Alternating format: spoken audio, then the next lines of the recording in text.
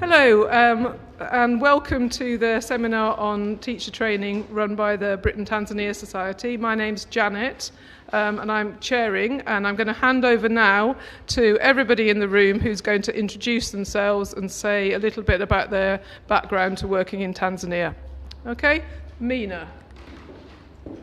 Thank you, Janet. My name is Meena Patel, and I'm the Executive Director for Video Conferencing for Global Learning. And my teachers have been teaching English to the girls at the Safe House, and it's been an absolute honour. Over to you, Matt. Hello, and hello. I'm Matthew Banks. I'm the Head of International Programmes for Children in Crossfire.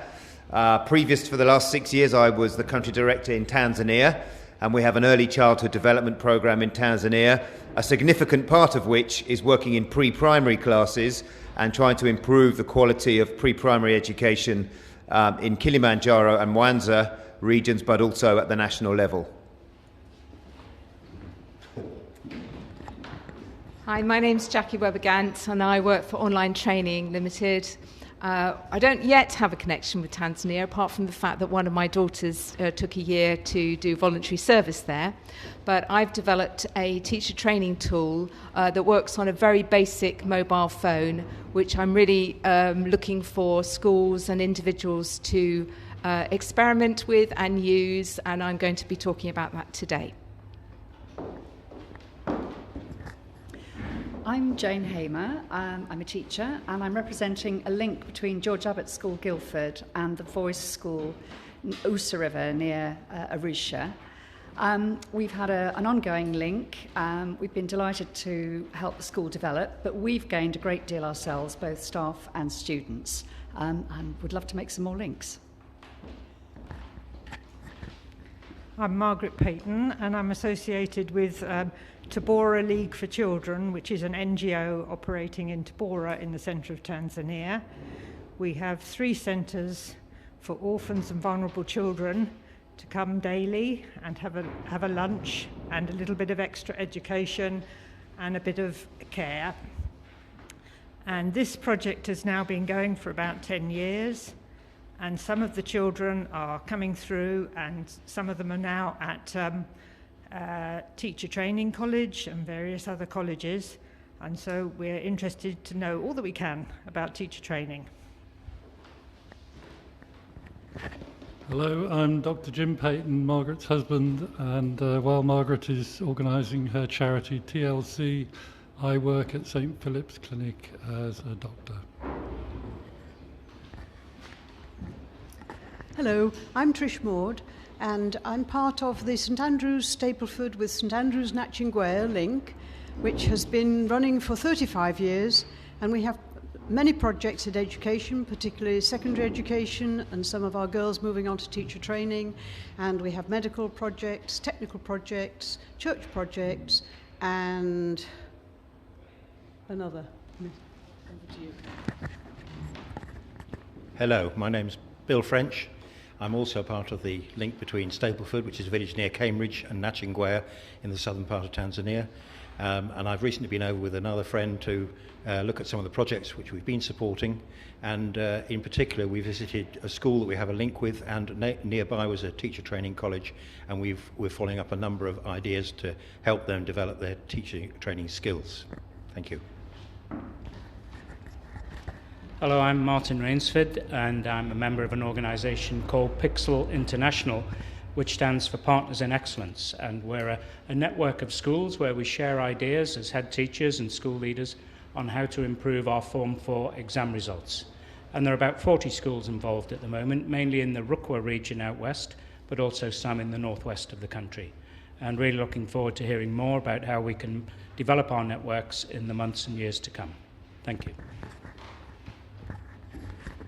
Hamjambo, jina langu Barbara, ninafanya kazi Pixel International. Tunazungumzia jinsi ya kuboresha matokeo ya mitihani pamoja walimu nchini Tanzania. Asanteni.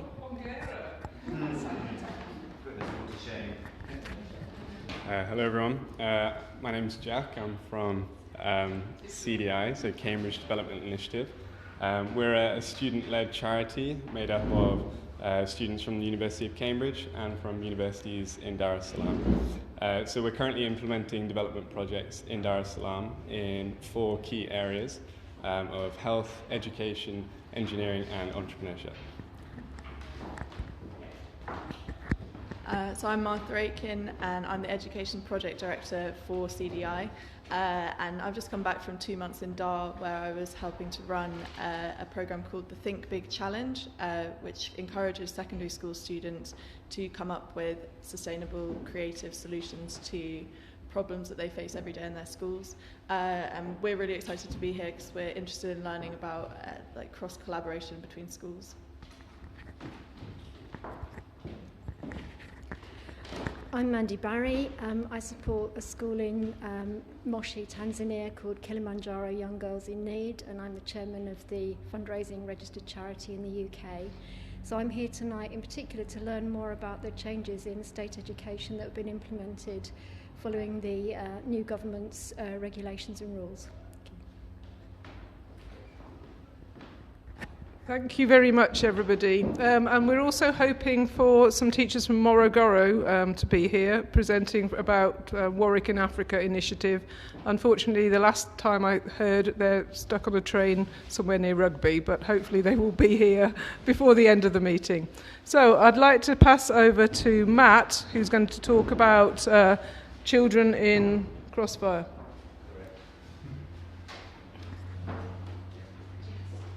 Okay.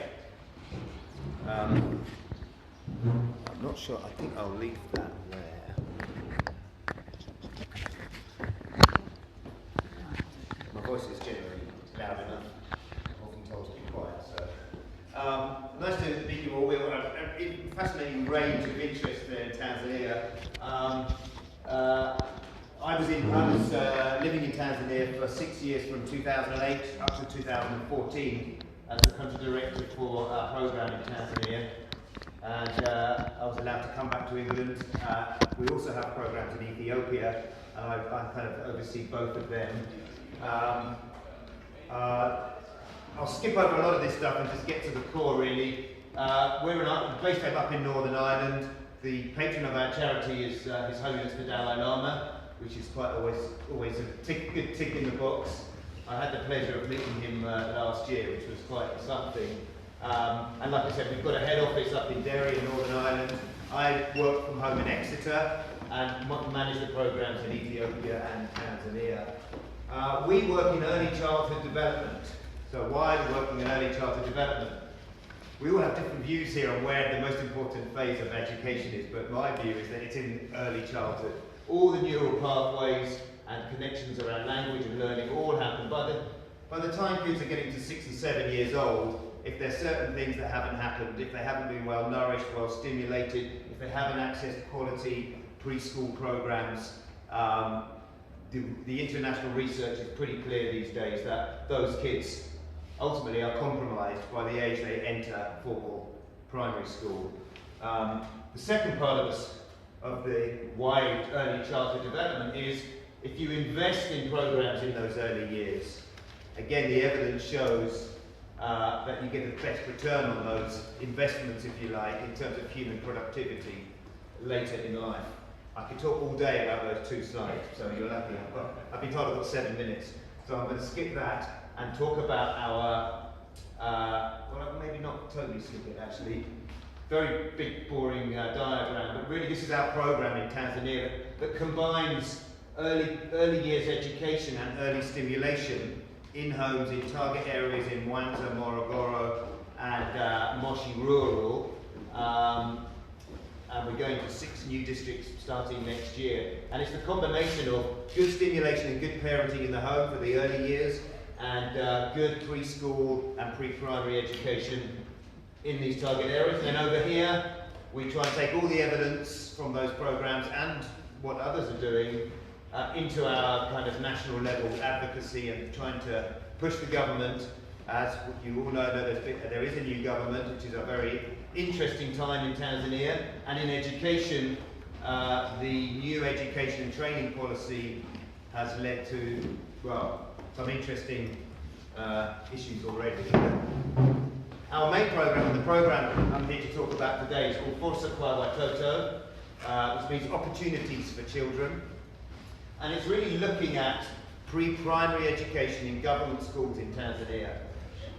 When we started this project, pre-primary classes, pre-primary was not compulsory. Kids generally started in Standard 1 at about 7 years old.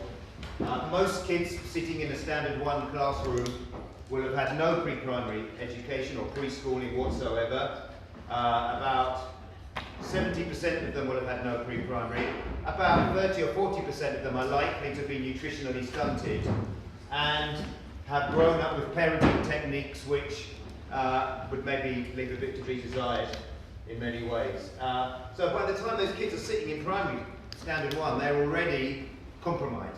And we already know the challenges that then exist in primary school itself. So Força kwa Watoto really aims to generate some evidence around pre-primary education and the importance of it. The broader context, very low enrolment levels. It's changed dramatically in the last 3 or 4 months, and I'll talk about that a bit later on. But about half the kids are passing primary school. At Standard 2, only 8% of children are reading recognised benchmarks. This is the government's own benchmarks for reading and writing at that age. So what chance do they have? Our theory, I guess, that we evangelise is that if you get a good preschool in there, those kids are already starting off with a good chance. They can form their words and letters, they've got their socio-emotional things under control, they can hold a pen, they can sit down, they can listen to a teacher, and that's really what we're trying to do, to try and give them that kickstart so that when they enter into formal primary. There's lots of good talk in Tanzania about pre-primary, in Mkakuta, I guess most of you are aware of that, the kind of National Development Plan. The Primary Education Development Plan has some lovely statements there about investing in pre-primary. The recent education and training policy I edited this slide on the train, and at that point it was proposing compulsory pre-primary. Now it has made that announcement, and it has announced compulsory and fee-free pre-primary for all children in Tanzania. And just to give you an idea of the problem that we've faced here, in the last 6 months, enrolment in pre-primary has gone from 1 million children to 1.6 million children, like that, overnight. And that, it shows good demand to go in there, but also there hasn't, let's say, been the lead-up of resourcing of teacher training and investments in infrastructure that you might think you would have along that. And there's also all sorts of initiatives. There's a thing called Big Results now. The Global Partnership for Education is a $100 million education program in Tanzania. We've seen a lot more increase, especially with the Sustainable Development Goals. Now, Goal 4.2 is an early childhood education, early school readiness target there, that all kids should have 1 year of pre-primary, and they have an indicator for measuring quality of that as well. So in that context in Tanzania, the government are pushing it, it's in all these policies, but really there was no models of pre-primary. Nobody really ever done anything in it. It's considered the lowest kind of level. The teachers who get sent to teach the little kids are the worst teachers or the oldest teachers. Literally 50 trained pre-primary teachers in the whole country. That's government trained. That's hopefully changing as well. So they didn't really know what they were doing. There was a gap in the evidence, no idea of costings and effectiveness of all this, other than a general understanding that it's probably a good thing that kids have pre-primary classes. So the Força kwa Watoto program, I guess, emerged to try and change that and build some evidence and show what could work in the Tanzanian context. And there's essentially 2 models to our solution. One is your standard pre-primary class in a government primary school in Tanzania. But as we know, a lot of kids have to go a long way to get to school, and little kids of 4 or 5 years old can't necessarily walk that way. So there is an initiative within PEDEP 3, within the government's policy, of what they call satellite pre-primary classes. And that is the idea that you have a small, kind of less formal pre-primary class in the village, and the kids can do their pre-primary there. before going to the formal primary school, and there'd be a connection between those satellites and the pre-primary. We have a model that focuses on 4 areas. I'll talk a bit more about the teacher training, but I think if there's one thing we've learnt in this whole program is that teacher training does not exist in isolation. Teacher training, if you train people and then you leave them, there's a little bit of a peak, and then a few weeks later they're back to their old habits. So mentoring and school leadership and getting the headmasters and school management committees and all of that on board has been an absolutely crucial element. Challenging the way classrooms are set up, that's an interesting one, because believe it or not, 5-year-olds don't learn in the same way as 15-year-olds. So, rows of desks doesn't necessarily work. And then also the importance of parents and involving parents in supporting that aspect. Alongside all of this work that we're doing, there's what's called an impact evaluation. I don't know if you know about those things, but that's a very big academic research component on the side of it that is really the standard by which people like the government and the World Bank and others make decisions about policy. If there's an impact evaluation that independently verifies that what we do improves the learning outcomes for children, then that kind of means something. I won't worry about that. So like I said, we have this kind of, I've talked about those already, I won't place them. That's satellite, I've explained that already. I won't worry about those. The 4 components. So just coming on to the teacher training aspect. In 2015, we did a 1-year pilot in 60 schools in Mwanza and Kilimanjaro. There was a lot of kind of technical people in designing this kind of teacher training program, and what did we want the Força Watoto teacher to look like and behave? What did we want the Força classroom to look like? And you know, there's an unlimited amount of research and opinion on these things, but we brought some people together, we came up with a first draft. This involved some training with the teachers, we worked with head teachers and school management committees. Teacher training colleges, the people who are kind of supposed to be doing this were just not interested, to be honest, very low capacity. In the Central Ministry of Education, as it was then, they had their early childhood guy, and he was really enthusiastic, and but really that just wasn't filtering down into teacher training at all. So we really struggled with that, and partly because they don't understand pre-primary education. One of the partners is Aga Khan University in Dar es Salaam, and we've worked with them to deliver the teacher training on-site in schools with clusters of schools together to try and build a link between the teachers and a kind of peer group amongst them. We also, really from the very beginning, you know, we don't want to just come in here, do this project and then go away. We want the district and the ward education planning people to be on board with that as well and see the value in it and start to budget and plan for investments in pre-primary. Allocating teachers, that's a massive part of it. Accepting that we're not going to be building hundreds of classrooms in the next few years. This is just a picture from the teacher training that we've done, and I think the teachers loved it really and really enjoyed the attention they were getting.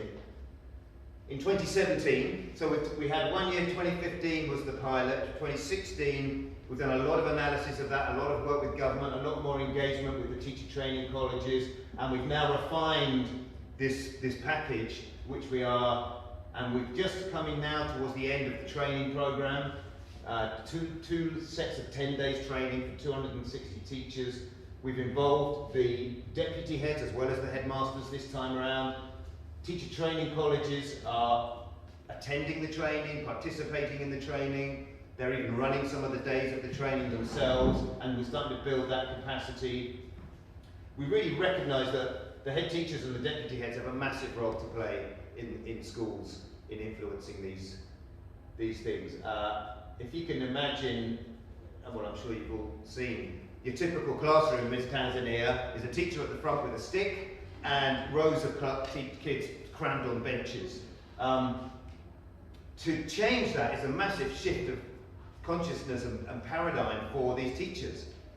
If, a lot of parents who are sending their kids to pre-primary, if they're not doing their ABCs 1, 2, 3s, they stop sending them. If the kid comes home and says, I played today, that's not learning.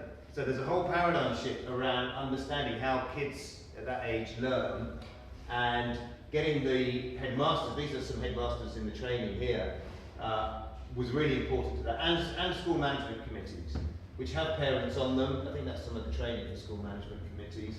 They kind of hold, they are the community to some extent, and they do hold the teachers accountable. So that's been really good. What also has worked fantastically is the use of social media and WhatsApp groups with these teachers, filming themselves in the classroom, applying their techniques and sending it to the group. This was something they set up themselves. It was never part of the project, but it has now become actually quite a core part of the ongoing peer support and mentoring aspect of the program. We're linking to the education goals and at the national level, all of that. Some of the things just to show you in the Forza classroom. So we've gone from what I described earlier to learning corners. No more sticks, no more sitting in rows. We've really been amazed actually at how the school and the communities have often mobilised themselves to make the classroom nicer, to paint it, to put a concrete floor down, to put some windows up, that kind of thing. We have these 4 learning corners. This is, by the way, we didn't put any funding into this. This all happened organically. The 4 learning corners focus on the way that children learn, and you can see some examples of how the classroom has changed.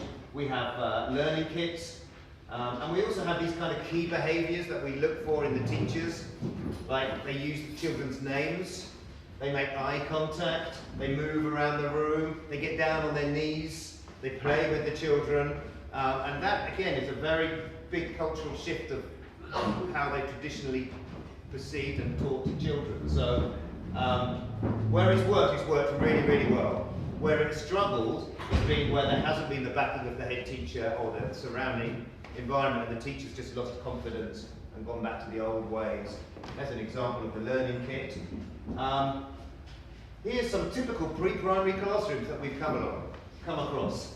Literally, I mean, you can see that's a corridor. This is an example of a class before and after the Forza, and you can see what the parents have done in that class, how much more of a learning environment that is for young children. The big challenge has been this massive increase. Kids, we've got classes of over 300 children now.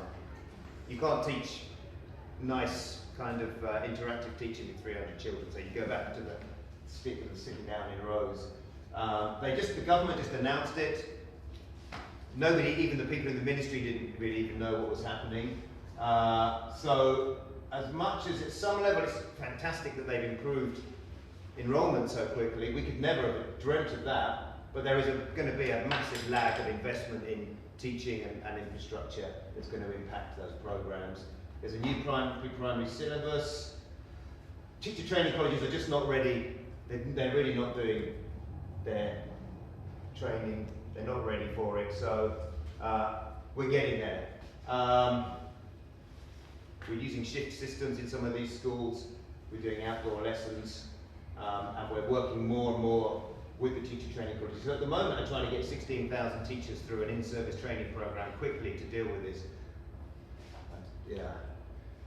But that's it, really. That's me.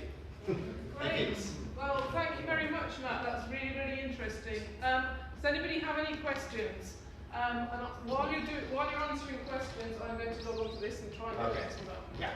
Well, I arrived late. You've asked us to absorb a lot of extra information, bullet points.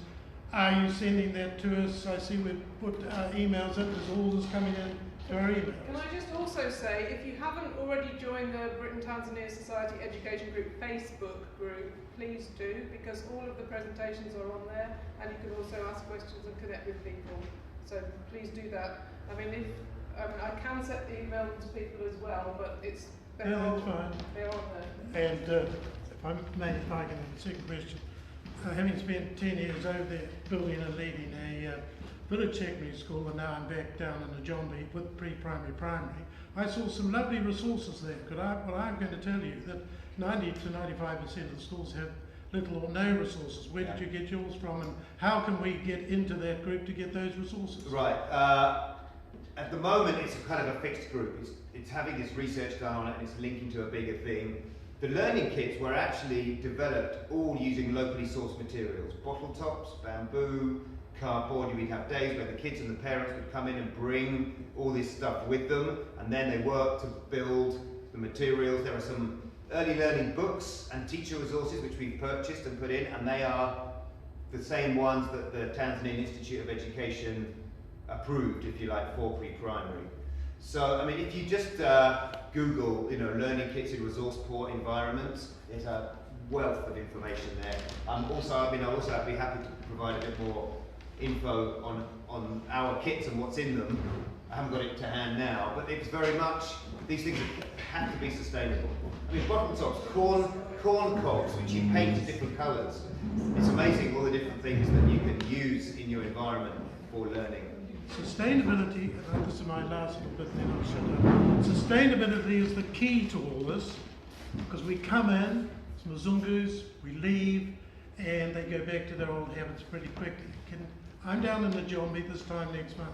Can you direct me to a school that you went in, or they've picked up your methods, so I can have a Well, I can't, because we're working Kilimanjaro and Mwanza. Okay, I'll go up there. But through UNICEF, they are piloting the satellite pre-primary program, up to 500 satellite pre-primaries in Njombe, Iringa and Mbeya. So through UNICEF, somehow you may be able to connect. I don't know what schools they're working on or how they're doing that.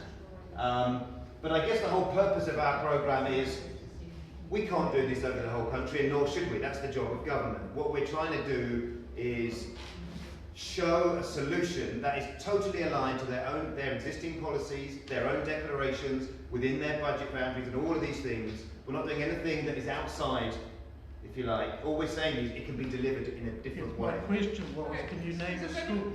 No. Does anybody else have any questions? Yeah.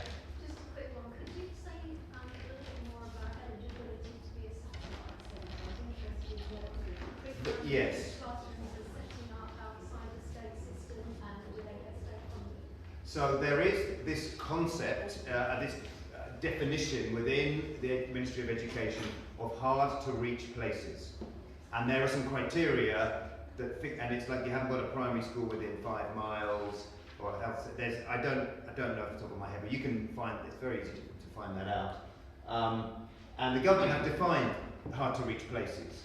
What they're doing through UNICEF, and we're doing 500 satellite school classes, but also the Global Partnership for Education has a big chunk of money for satellite pre-primary. So they're just starting now to roll that out. At this point today, I don't think there are any satellite pre-primary. There's lots of informal satellite classes or early childhood centres, kindergartens, daycare centres. There's thousands of them that really fill this role. And in fact, it's an interesting tension in education that you have these ECD centres at the community level that have been running for many years, and now the government are going to come in, but they won't do it as well. It won't be from the community.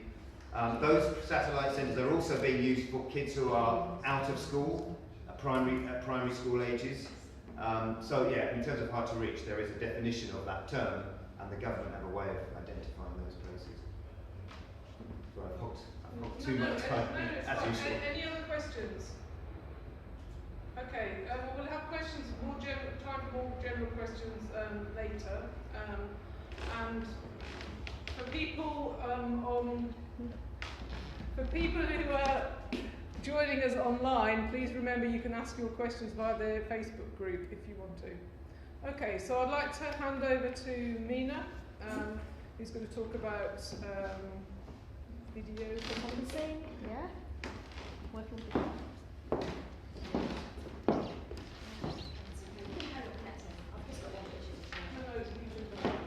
Right, so Janet said to me, forget all the PowerPoint slides. So I've only just got one PowerPoint slide to show you, but I'm just going to tell you about what I've had the honour to be doing. I have got one. Yeah, I'll put it up in a minute. But thank you, Matt. That was very, very interesting. It's great to hear about those classrooms. And now I'm going to tell you about my classroom. because my classroom is no ordinary classroom. I work at Wanstead Community House. And as I walk through the front doors of Wanstead Community House, there's ladies doing flower arranging, there's a little ballerina class going on in another room, and I walk up the stairs and the stairs creak. And it's an old listed building, built in the early 1800s. If anybody is aware of Wanstead and the area, there's a very, very old building, which built in the 1800s. And as I arrive at the top of the landing, I can hear voices of girls coming from one of my classrooms. So I'm going to hold the handle, I'm going to take you all inside. But I've got to warn you all right now, as I said earlier, this is not what you are going to expect for a classroom. So as I open the door and step inside, the first thing I see, there are flashing green lights, there's a router running away on the side. There's an Ethernet cable going into the back of a codec that sits on the teacher's desk.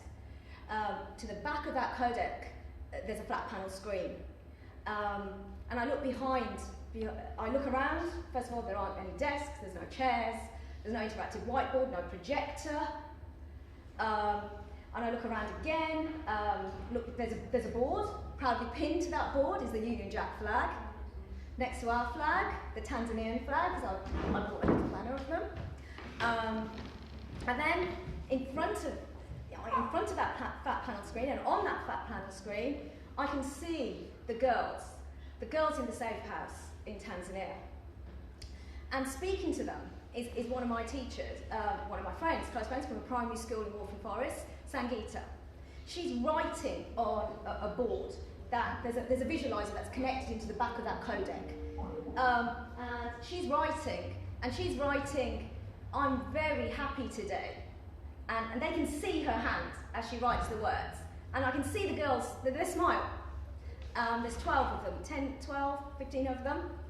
And she asks them, do you know why I'm happy today? And there's a little delay, slight, and they go, no. They're nodding their heads, no. And we hear them clearly. Then she writes on the board, because I am teaching you today.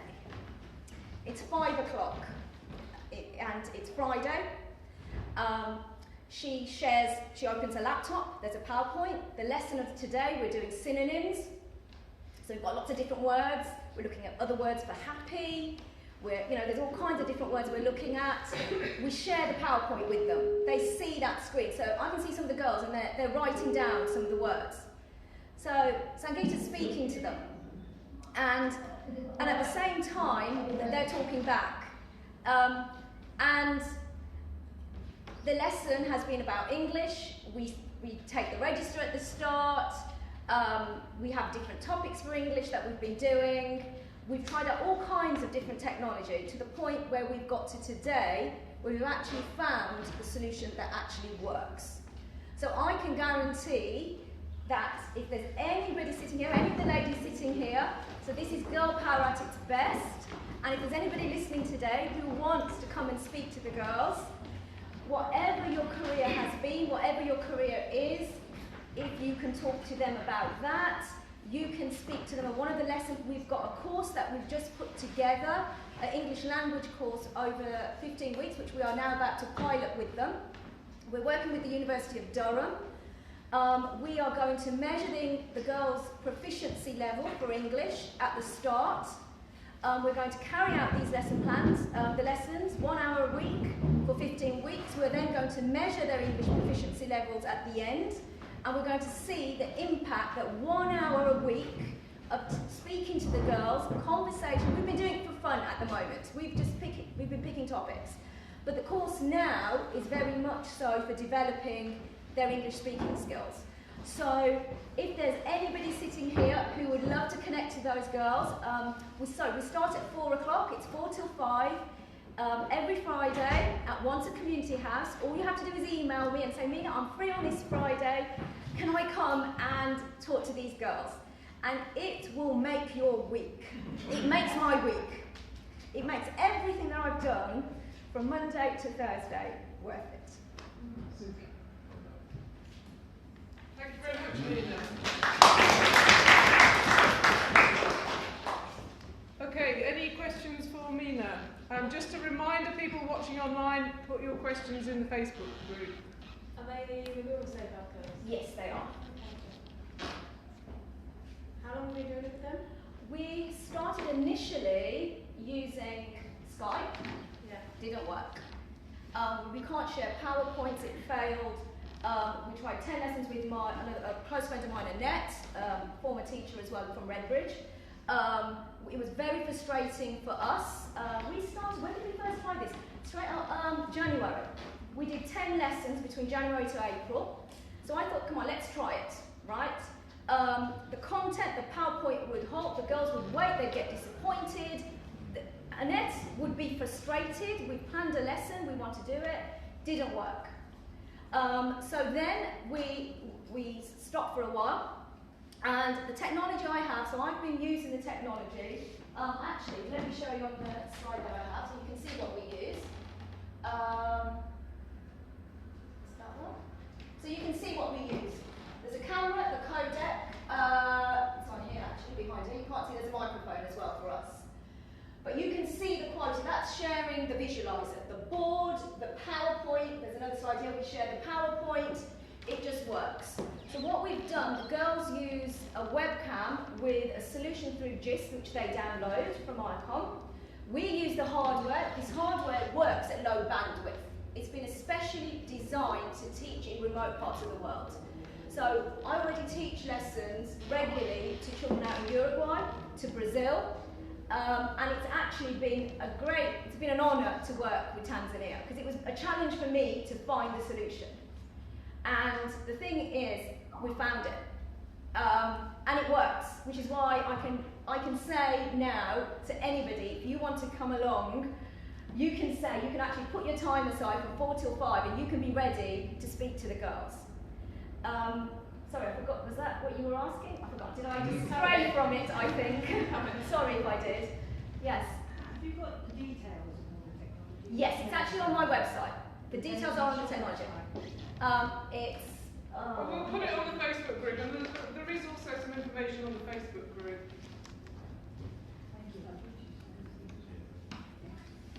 Any other questions?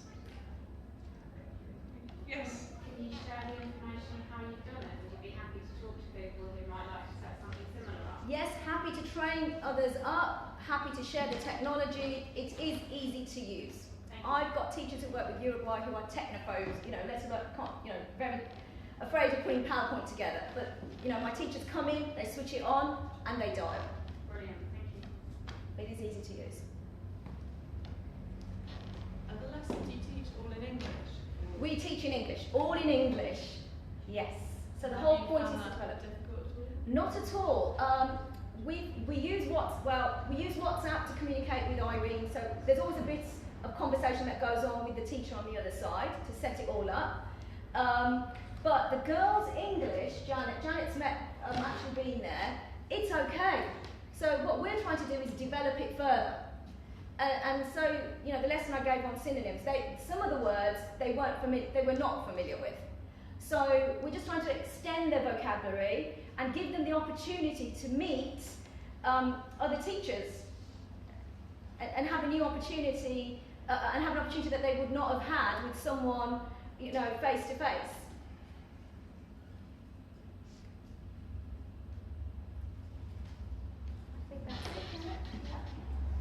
Okay, thank you very much. Okay, now we're going to try Kamara are in Dar es Salaam, Julia, and I'm hoping, this is her presentation, and I'm hoping she can hear us. Hopefully she is connected on Skype.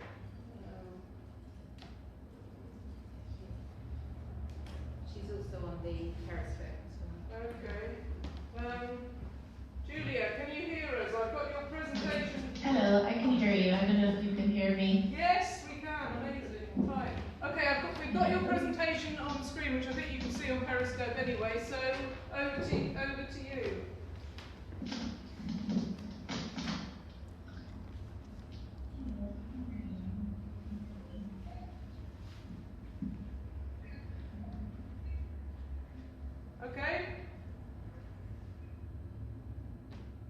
Okay, I'm going to have to see how this works because I think it's extremely delayed because I can hear myself talking as well. So I'm just going to go with it and see what happens because it starts speaking about 3 minutes after I do. Maybe switch it to Periscope off because your sound is fine here.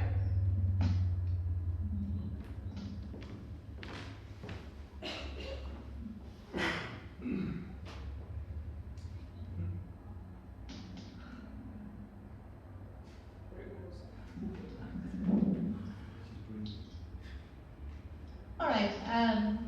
Well, hi everyone. My name is Julia Perina. I'm the CEO of Kamara, Tanzania. I'm currently in Dar es Salaam. And I'm going to be talking to you about iKnowledge, which I actually managed before this position. I'll try and stick to the 7 minutes. It's a big project, so I'm going to try and squish it into that amount of time. All right, so I'm going to start off with just a general overview of what is iKnowledge and what our goals were. iKnowledge was a project implemented. Oh, sorry, this is one second. Let me see if I can get a better way of doing this because I'm hearing everything double.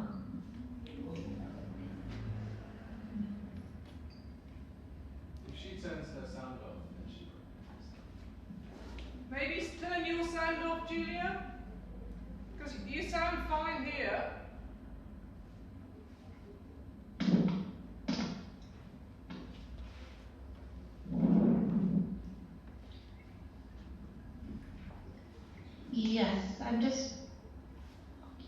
I'm just trying to figure out how to turn the sound off on Periscope.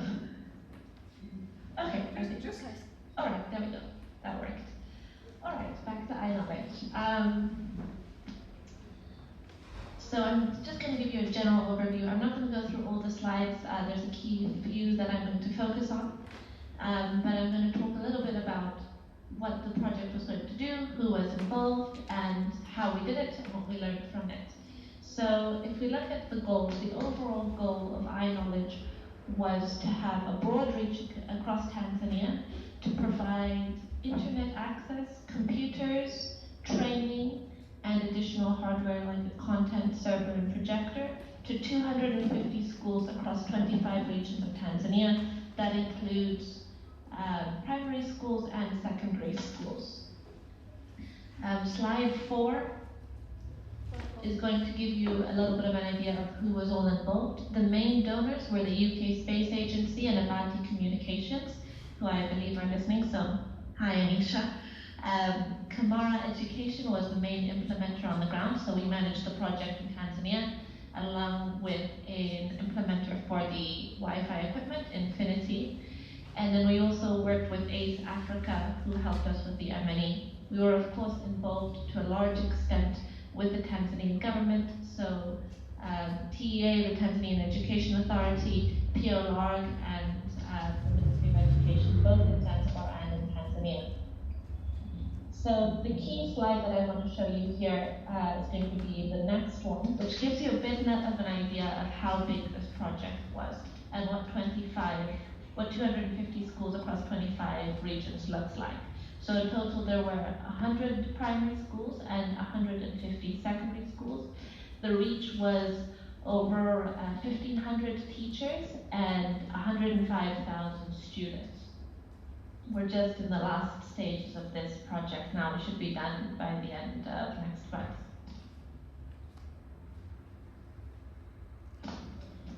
I'm going to give you a little bit of breakdown on how the schools were selected and what the breakdown within them is. They were all public schools, as the first thing to note.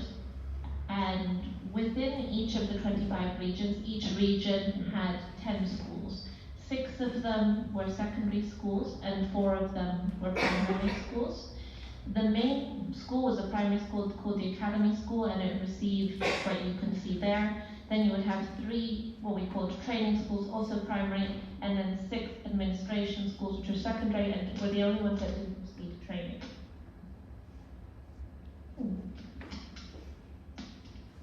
The project was carried out across 4 main phases. The first phase was basically an analysis looking at what the needs were, and I'll go into that in a bit. The first phase was then trying to figure out which schools we were going to select, so we had to have a huge pool. I think we started with almost 500 schools, which we narrowed down from. Then we went for the second phase and put the hardware and the internet access into the schools. And then the third phase, which is the key one I'm going to focus on, was where we did the training at the academy schools. And then phase 4, which is what we're in now, is we are doing 2 maintenance visits. So going back and just making sure that everything is working well. All right, I'm going to go through these challenges very quickly. I'm not going to go through every bubble, as they do cover some topics that are the same. But the big problem that we have in Tanzania, I'm sure you've been exposed to as well, is the quality of teachers, particularly in primary school. Part of this has to do, when I say quality, it means perhaps the level of education that the teachers have had, the access that they have to resources, whether it be content, curriculum, mapped content, resources such as hardware, computers, internet, things like that, and ongoing training is limited. Then, of course, we have a difficulty with leadership. Tanzania is a huge country, as you all know, and trying to control and make sure that all the teachers are meeting a certain level, that they're getting all the support they need, is quite difficult on such a big scale. And because there has to be a level of communication from the top, from the Ministry of Education through the regional administration to district level and to the headmasters themselves. So the primary goal of iKnowledge, as I had mentioned before, was to try and help improve the capacity of these teachers by providing them resources and access to resources through the internet and the hardware, and to provide them training to give them the skills to not only know how to use this, but how to implement it into their teaching. Then I'm going to go on to the phase 3, which was the training itself. The training was broken down into 3 different sections. The first was called the leadership orientation, so this is 2-day, and was done with school leadership and local government to get them involved in the project and to give them an idea of what would be involved in using ICT in management of a school. Then we had the skill builder, which was done with the teachers for 5 days to basically introduce them to the use of laptops. We were dealing a lot of the time with teachers who didn't even know how to turn a computer on. So it was very introductory, and getting them to set up an email, how you use a word processor, how you make a PowerPoint presentation, and how they might be able to use that in the classroom. And then the final one was the training of trainers, which is a 3-day course where basically we selected the top participants from the skill builder and did further training with them on how to manage an academy school. If you remember, I mentioned that one of the schools got the most equipment. That was the central school, and what we're trying to do is encourage them to communicate with the other training schools and get them further trained and give them access to more information. So the next slides, I'm just going to ask you to flick through them quite quickly because they're just a few bar graphs, but they're going to give you an idea of some of the results that we got from before and after. We've measured 3 primary things: cognitive domain, so knowledge base; psychomotor domain, so more manual, what are they physically able to do; and affective domain, so growth in emotional approaches to things, the attitude that they're taking towards it. We used pre and post testing for most of these, which included looking at multiple choice questions. We did several different questionnaires, and we also looked at the instructor's supervision feedback and seeing what they were saying during this program. Overall, we had a very positive trend if you look across some of these bar graphs, And if we stop on the pie chart, you'll see that there was a big change in what the teacher said that they were able to do. Can they look for educational material now on the internet? Can they use the iKnowledge portal, which gives them access to different platforms, such as Ubongo Kids, or My Marifa, which is an intercommunication platform that was developed for the program, KA Light videos from Ramakan, things like that. Can the teachers use the projector? Can they use the internet for learning? Can they download files for teaching? All of these things gave us a bit of an idea that they were really able to start implementing these things in their day-to-day teaching. The last thing that I want to focus on, obviously, which is what everyone's been focusing on as well, is what lessons have we learned. Most of you will know that Tanzania is not the easiest place to work in always, and there's a lot of obstacles that come up. The most important thing that we learned was regarding the government. It's so important to have the government involved from an early stage and to have them taking ownership of the program.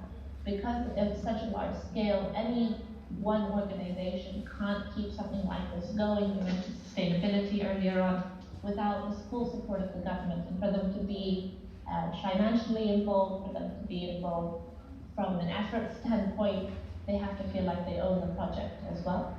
It's very important as well that the program is aligned to the government's requirement, what the national standards are. So curriculum alignment, that the hardware meets all the national specs, and that the processes are in line with what the government does, for example, paying teacher stipends. It's very important to have this all in place beforehand, because you do come across these hurdles mid-project, as we found out.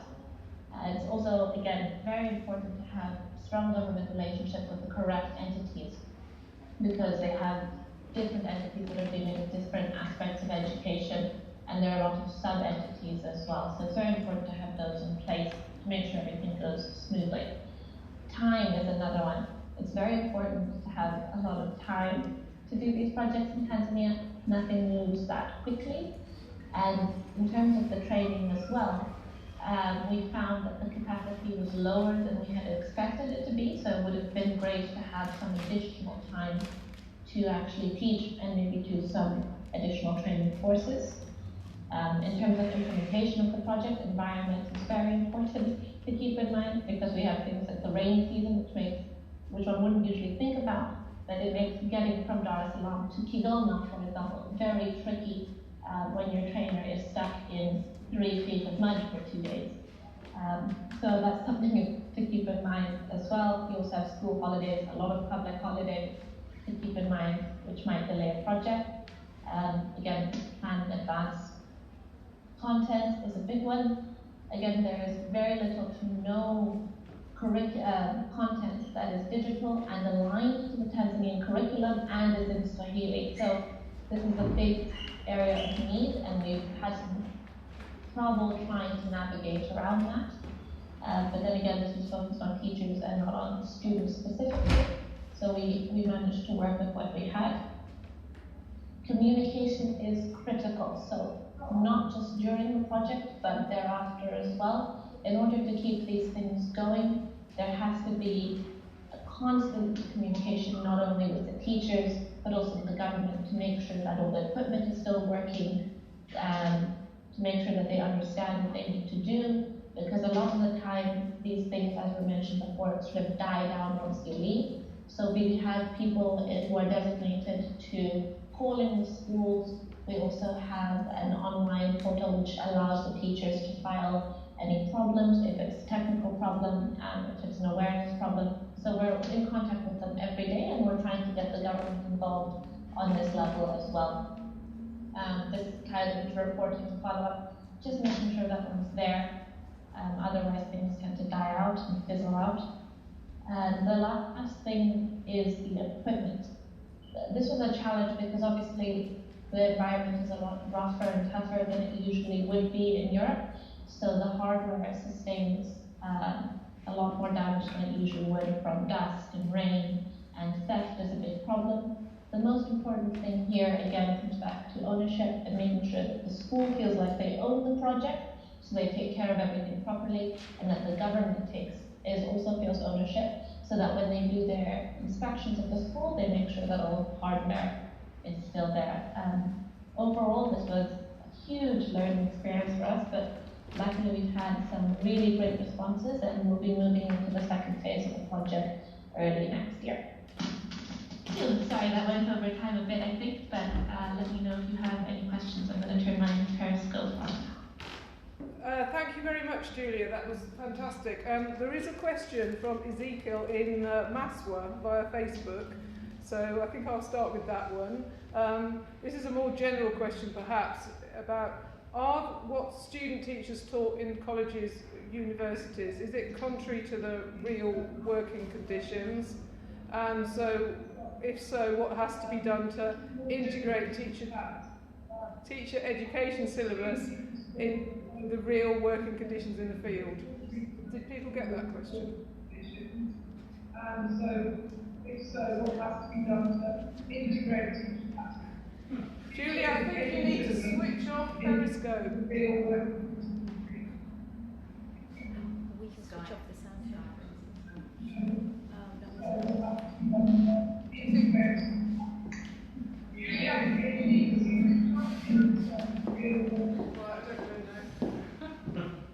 She might hear us. We don't need to just turn Periscope back on. Or maybe just mute ourselves here. All right, I think I got that question. It is quite tough, isn't it, trying to do it when you're hearing yourself double. But I would say that I don't know exactly what's taught in the teacher training colleges. I think what we found was the access to resources is extremely limited to a lot of teachers, especially depending on which region they're working in. So areas that are perhaps near Dar es Salaam or the northern part of the country are going to have more access to resources and may be able to follow things like their curriculum more easily. But other teachers have, nothing to work with virtually, and that makes doing their job very difficult. I think the steps forward are in projects like this and in the government taking steps to improve access to resources that the teachers have, either through ICT or physically. But it's definitely a challenge. I think with resources, like I said, is the biggest one, but I think that Tanzania is, in their budget this year, working on trying to improve that. Thank you. Are there any other questions? If you're putting, I think, 17 laptops into a primary school, how do you deal with maintenance and security of that equipment?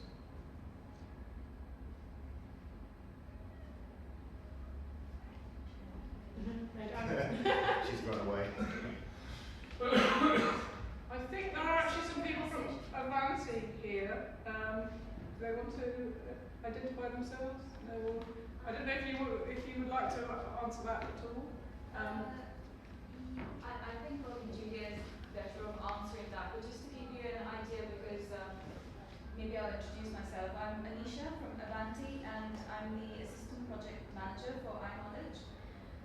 So with regards to these academy schools, we've installed a safe, secure storage unit for them, and only the head teachers or the ICT teacher has access to the keys to open it up. So in case if any teacher wants to use it, they come and ask the teachers, the head teacher, for access to it, and obviously then they use it. But I don't think they allow anyone and everyone to just come and access these laptops. And I think also they have in the schools, Julia can correct me if I'm wrong, but they do have a sign-off sheet. So in case if they take any equipment, they have to note it down that they have taken this equipment. So that's sort of like how we're monitoring security within the schools. Can I just ask, at Tanzania Development Trust, 6 of our schools, including the Safe House, are part of this project, and that's secondary schools. So they haven't actually had any teacher training, but they have got the satellite broadband, and it's that technology that has allowed the video conferencing English classes to take part. And it's also meant that they've been able to connect in, for example, with the Pixel International Conference, they could connect via Skype. So, I mean, it has had an absolutely amazing effect on those schools.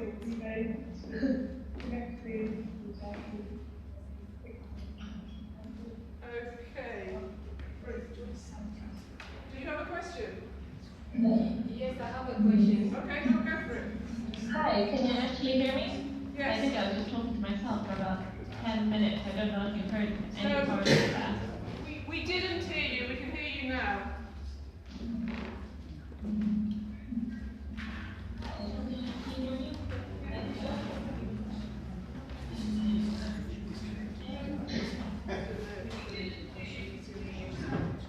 Alright, I'll just make a quick answer to that previous question.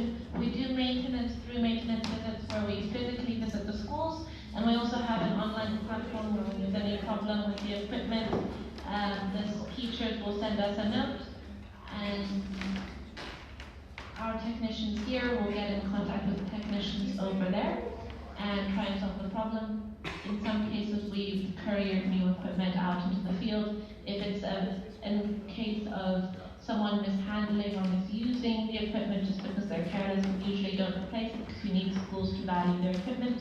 We also have secure storage units that were installed in all the schools, so the laptops are locked away. That has been an issue, not as bad as we thought it would be, but that's when we get the government involved again and get them handling those issues. I have one question. Yes. I'm from Tanzania, and luckily my school is one among the schools who are privileged to have this knowledge.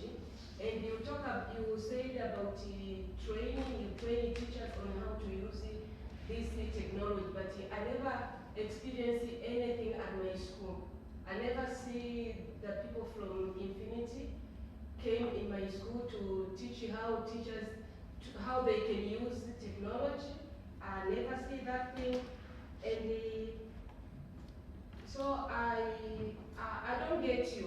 Maybe you can give more explanation about that.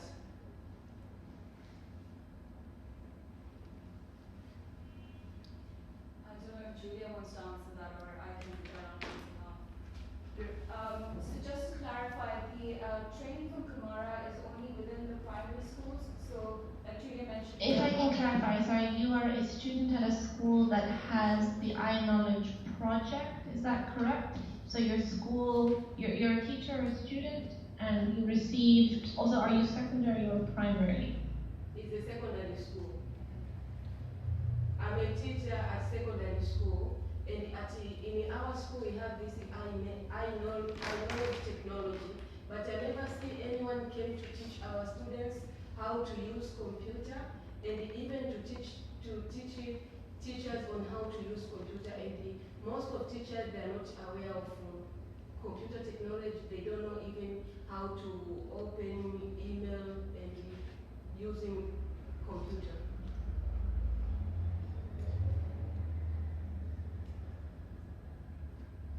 I don't know, I'm waiting for Julia to reply, otherwise I can obviously answer. Right, with the secondary schools, we haven't done any training. All right, well, I'll just clarify on that point. So there were some secondary schools involved in iKnowledge, so you would have received some hardware. However, as I mentioned, the training aspect of the project was only applied to the primary schools in phase 1 of iKnowledge. So we only went into the primary schools and did training with those teachers, and we haven't done any student training because the project is just focused on teachers. So Infinity would have only come in to deliver the hardware, or actually the hardware might still be coming, but you should have the internet in your school.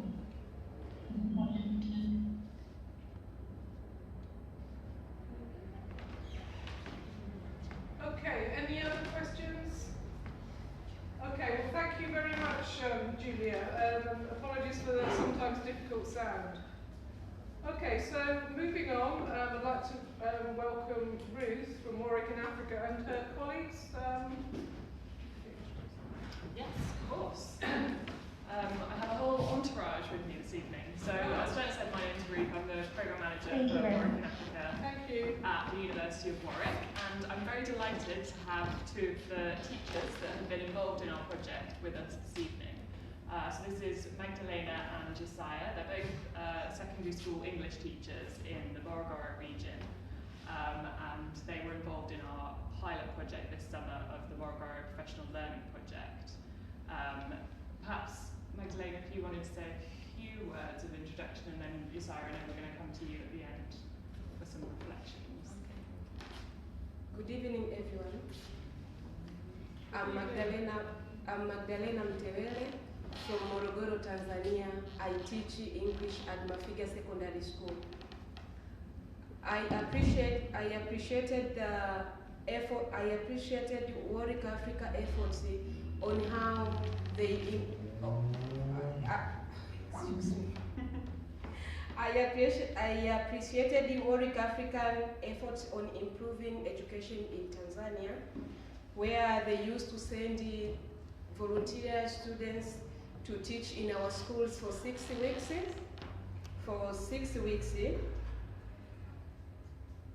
Apart from that, they introduced the Blue Point technology in our schools, which they introduced Blue Point technology in our schools to enhance learning.